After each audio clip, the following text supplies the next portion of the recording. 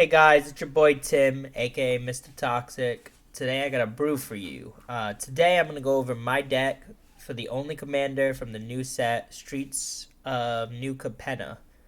The commander for this deck is Mr. Orfeo, a one colorless black, green, red Jund commander whose ability is whenever you attack, double target creature's power until end of turn. So yes, there's a downside to this commander because it's only one creature, and yes, he's an uncommon commander, but he's going to be good in Pauper. But how I built this deck is a ton of huge creatures, make them have trample and kill my opponents, and might have thrown some of my favorite infect in there as well. So let's start with the mana ramp. We got some ways of getting more mana since most of our creatures cost a lot of mana to put out. We are going to rock a Bloom Tender. It's a 1 in green. To tap for each color among permanents I control.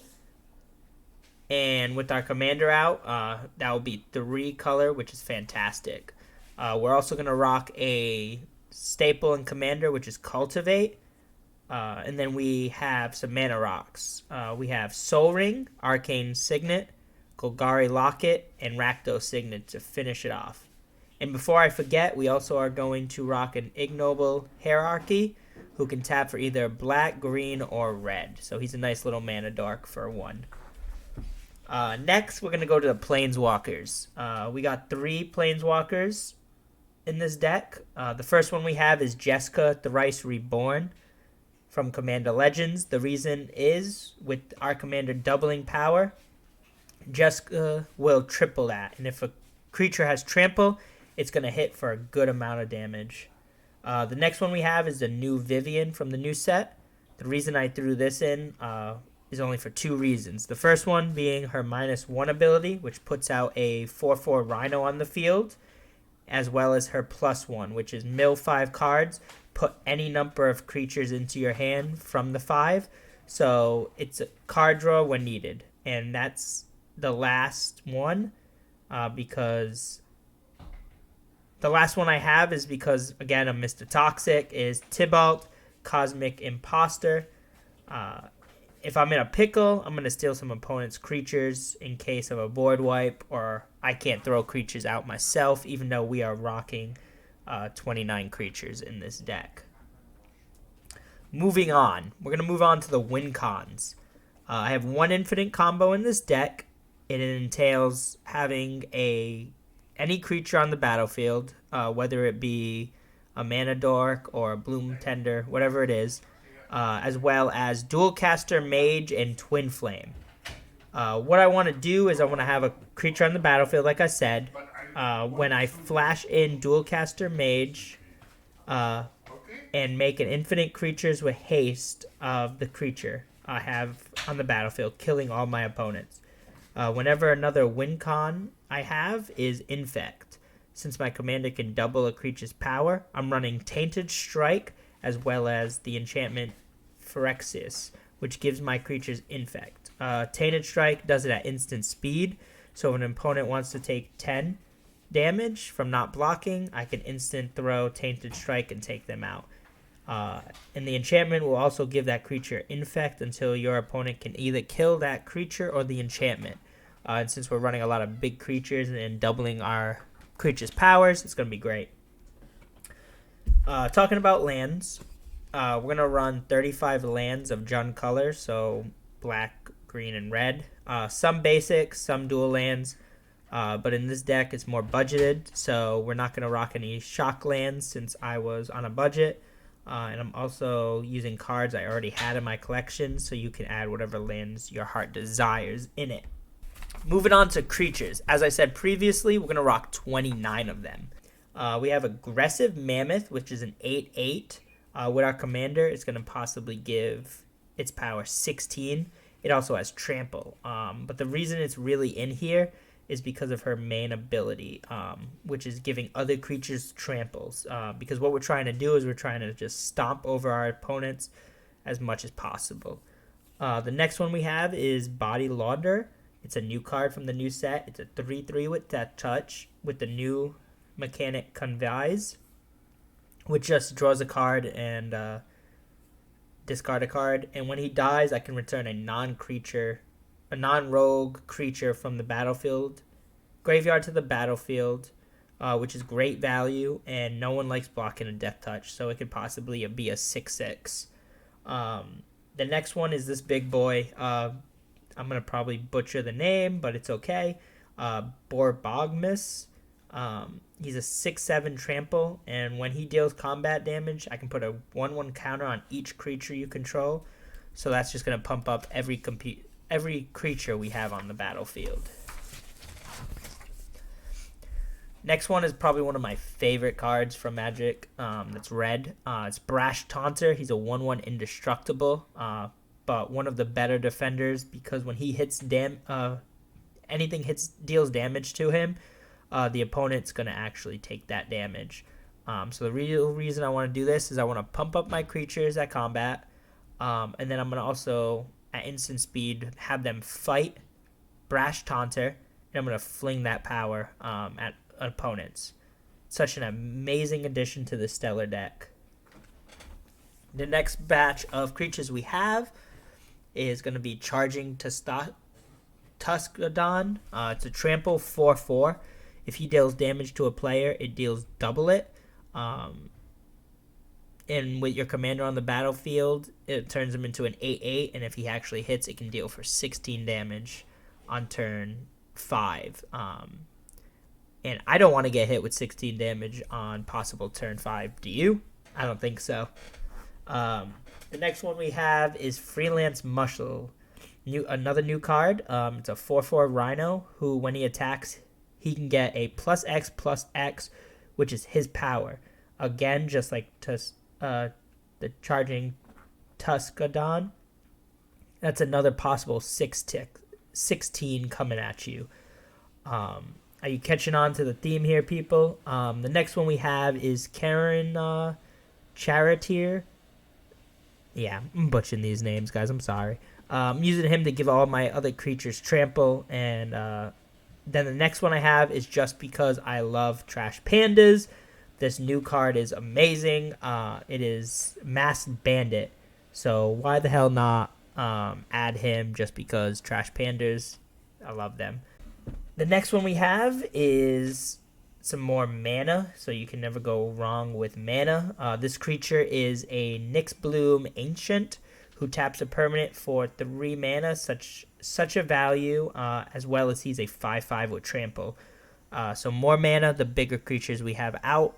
Most of our creatures are going to be costing 5 or more, besides our Mana Dark. So this is kind of a slow deck, but once we get going, it should take off pretty fast. The next one we have is Opposition Agent. This one is just in here to add some salt. I can flash in when opponents are searching and pick their cards. Just a toxic card for a toxic guy like me. The next one we have is Port Razor, a nice org. Not really nice, but I can get an additional combat phase if I deal damage to an opponent. So pretty self-explanatory here, guys. Possibly hit with an 8 power creature, and then hit again at 8. So it's a great value, possibly a 16 just from one creature. The next one we have is Primeval Protector.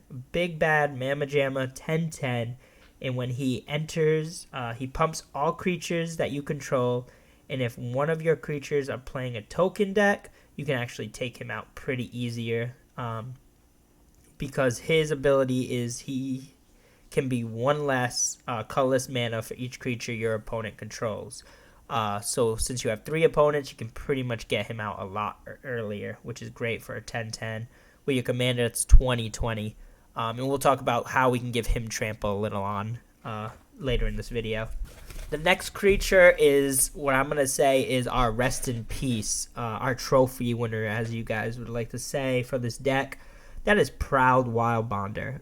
Trample creature whose ability is when creatures you control with trample, you may have this creature assign damage as though it weren't block. And since we're trying to give all our creatures trample with this deck, you can kill an opponent on a one shot, and in this deck it would be great.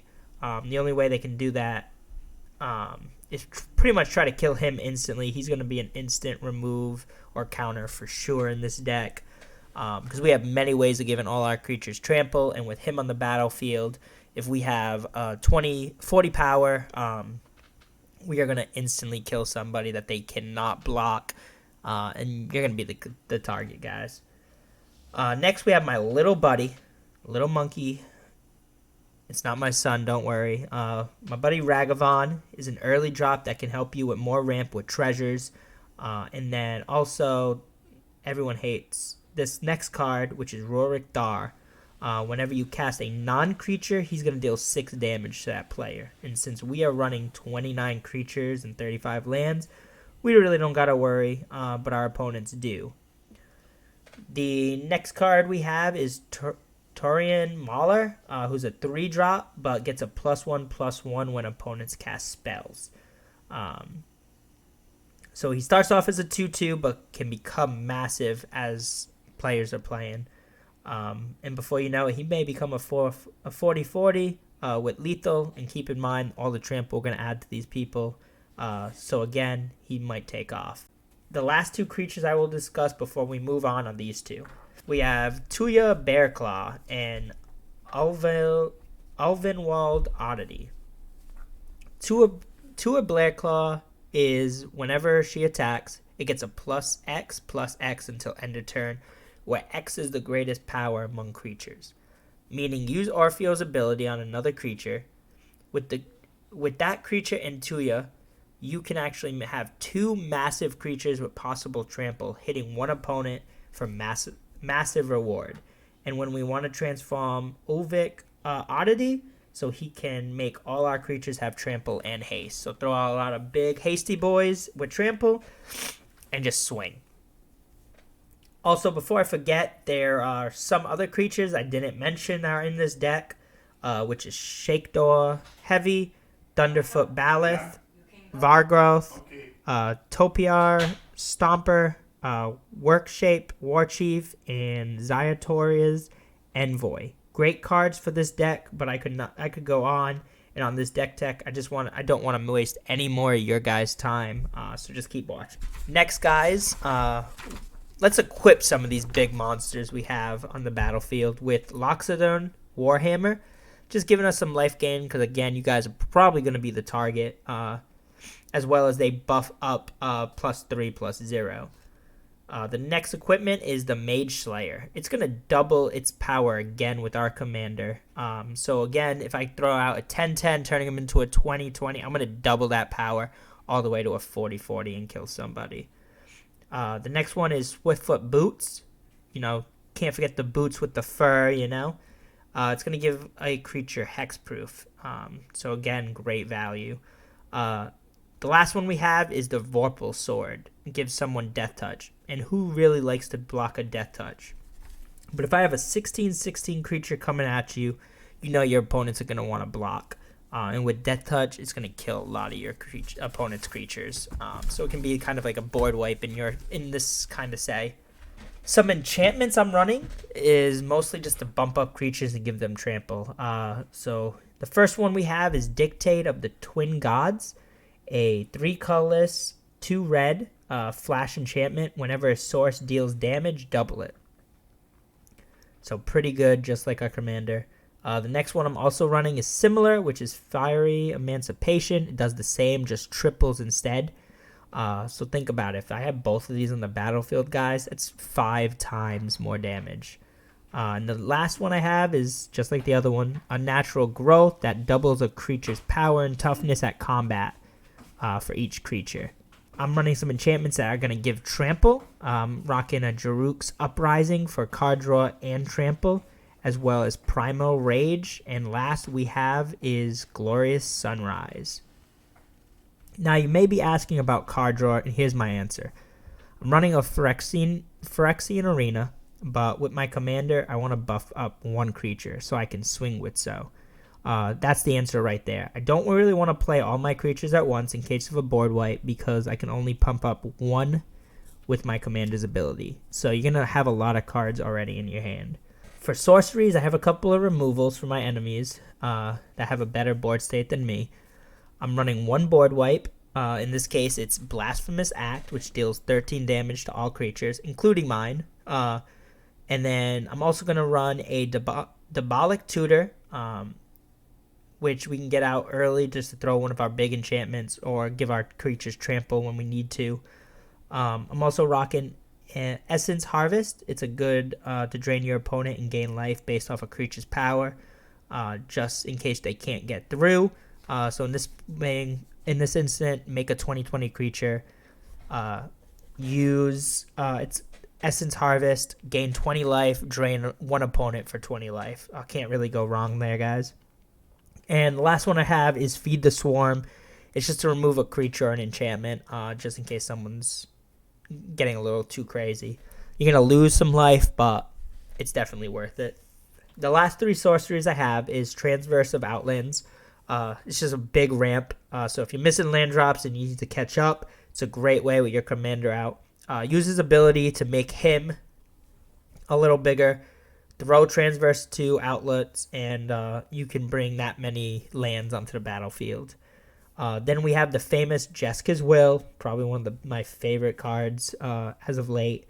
You can get card draw as well as ramp based off your opponent's hands. So a lot of times people are playing in my pod. No max hand size, so they have a lot of draw, so why not make that many red mana? Then for the finale, AK for real, Finale of Devastation, get a creature out and make them huge. This could be a win con if played at the right time, but don't rely on it, guys, because your opponents will be gunning for you with this deck early.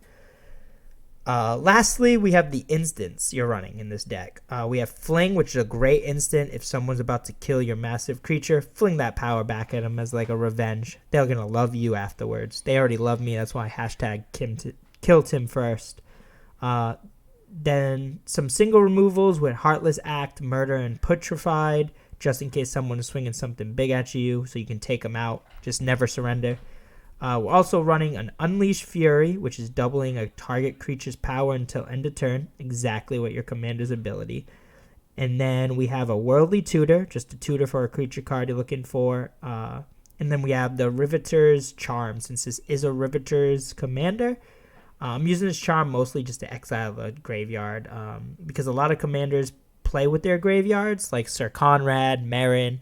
The list can kind of keep going on, just to stop them from that, from all those shenanigans. And that is all. So I hope you guys like it, and don't forget to hit that like and subscribe button. We appreciate it, and don't forget to check out our live streams every Saturday night with myself, Jared, and Sadie, and the beautiful Ashley. It's always the best kind of salty decks here on YouTube. So thanks again, guys, and hope you guys liked the video.